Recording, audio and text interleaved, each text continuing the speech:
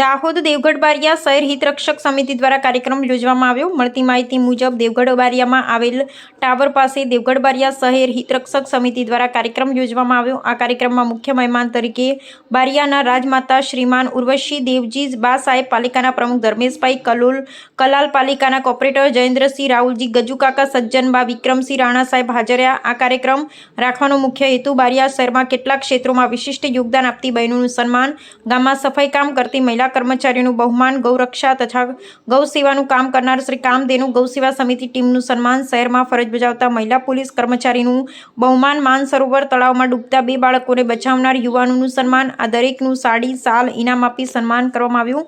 આ સમિતિનો ઉદ્દેશ બારિયામાં રહેતા ભણતા છોકરા છોકરીઓ દરેક ક્ષેત્રમાં આગવી પ્રતિભા ધરાવે અને પોતાની આગવી ઓળખ ઊભી કરે, તેમનો ઉત્સાહ વધે તે હેતુ માટે આ કાર્યક્રમ યોજવામાં આવ્યો। રિપોર્ટ